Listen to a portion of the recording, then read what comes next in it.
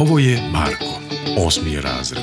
I pored toga što mu juče Milica nije lajkovala status, što je izgubio na fudbalu posle škole i što je zabo keca iz istorije, postoji jedan veći problem koji ga muči. Prijemni se bliži, roditelji ga pritiskaju, nastavnici samo o tome pričaju, a on nema pojma odakle da počne. Privatni profesor Mate je stariji čovek i pomalo zaboravan. U školi su organizovani pripremni časovi, ali je teško išta pratiti kad Milica sedi ispred njega. A juriti čitavo gradivo po knjigama za 5., 6., 7. i 8. razred? Haos. Prijemni je za 2 meseca, a svaki bod je bitan. On zaista želi da upiše tu srednju. Ovo je Jovana, Markova komšinica. Ona uopšte nije zabrinuta zbog prijemnog.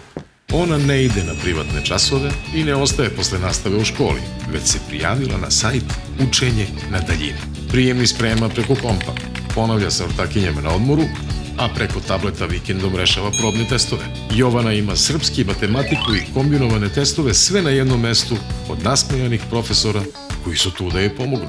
Njih može koliko god puta želi da vrati na početak ako joj nešto nije jasno, ili da pauzira i nastavi kasnije, a svo gradivo su joj smanjili samo na ono neophodno za prijemni.